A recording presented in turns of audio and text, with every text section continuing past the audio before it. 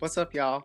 I'm Dr. Brandon D. Elmore, and I want to welcome you to Critical Race Theory, a virtual learning series. And if you were here last week, we laid the foundation for understanding critical race theory. We talked about where it came from and its key tenets, and today we're going to zoom in on two of those tenets to help us understand why racism isn't just about individual acts of prejudice, but how it's deeply woven into our systems. The two tenets we'll be breaking down are first, racism is endemic, which reminds us that racism is not just an occasional problem, it's a part of the structure of our society. The second tenet would be whiteness as property, which explains that whiteness functions as an asset that provides privilege and access. And by the end of this session, you'll see how these concepts shape policies, institutions, and everyday experiences. So let us get into it. But before we dive in, let's first define racism. Because when we talk about it, we aren't just talking about personal bias or hate. We're talking about something much deeper. Audre Lorde, writer, poet, feminist, scholar, activist, states that racism is the belief in the inherent superiority of one race over all others and thereby the right to dominance. Legal scholars Delgado and Stefancic, who we learned about in last week's session, remind us that racism is ordinary, not aberrational, and it's the default way society operates, shaping policies, institutions, and daily life. Putting these two understandings into context of CRT, we were reminded that racism is structural and institutional, and not just about individuals. This is why when people say, why does everything always have to be about race? The answer is, because for many people of color, it already is. Whether dominant identities recognize it or not, race shapes how people experience the world, and that's why we use the term racism to describe these ongoing realities. Now, let's take this idea a step further, as we are reintroduced to Derrick Bell, one of CRT's founding scholars who argued that racism isn't just present in society, it's a permanent feature of it. In his 1990s work, Bell described how racism adapts over time rather than it disappearing. It doesn't just go away, it shifts and reshapes itself within new policies, laws, and institutions. The first example that we will unpack within Derrick Bell's work is the racial wealth gap. Generations of discriminatory housing policies like redlining and exclusion from federal benefits have created massive disparities in home ownership and wealth. Even today, median Black and Hispanic household incomes lag behind white households. Next, let's talk about educational inequities. From school funding disparities to outright book bans, education remains a battleground for racial equity. In recent years, we've seen a surge in book bans targeting works by Black authors, reinforcing anti-Black narratives in school curricula. And then there's the criminal justice system, where racial disparities in incarceration rates are staggering. Black children are 6 times more likely than white children to have a parent who is incarcerated. This isn't just a statistic, it's a generational cycle.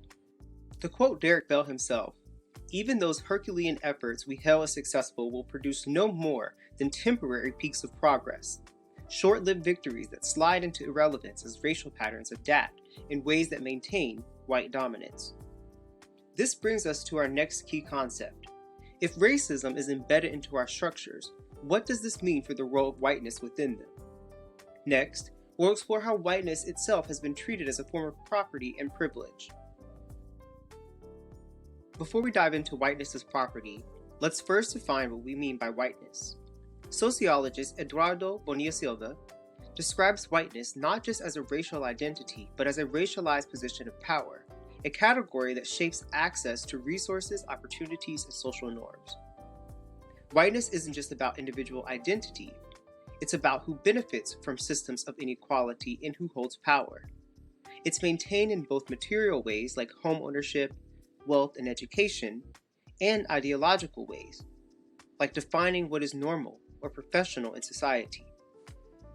So let's take this a step further with Cheryl Harris's 1993 argument that whiteness functions as a form of property. Cheryl Harris builds on this idea, showing that whiteness has historically been treated as a form of property, something that can be owned, protected, and leveraged for advantage.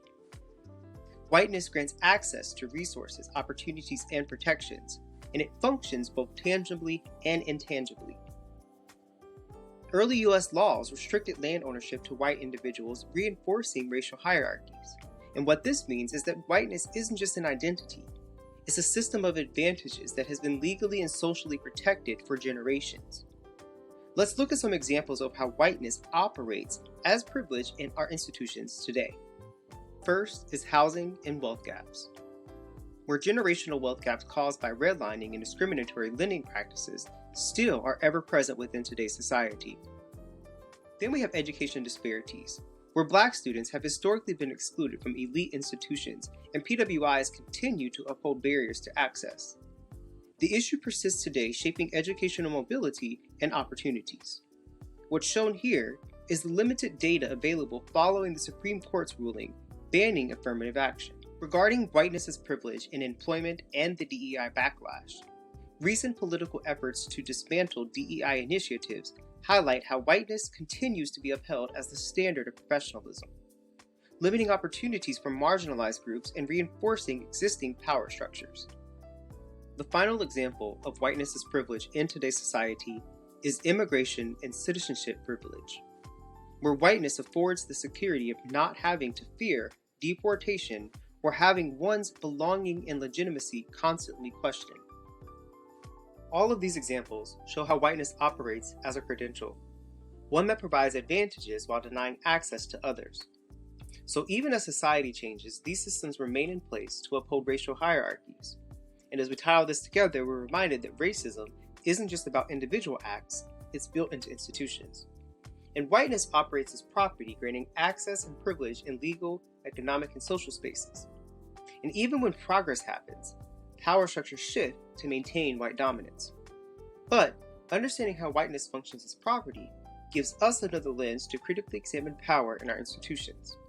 And these structures don't change just because laws do. Privilege finds new ways to sustain itself. Next week, we're diving into 2 more CRT tenets: entrance convergence and the critique of liberalism.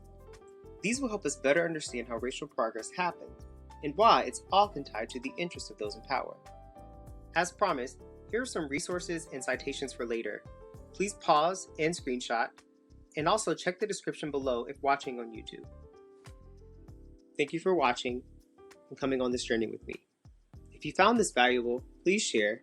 Also, make sure you like and subscribe so that way you come back next week and get some information as well. Until then, until next time.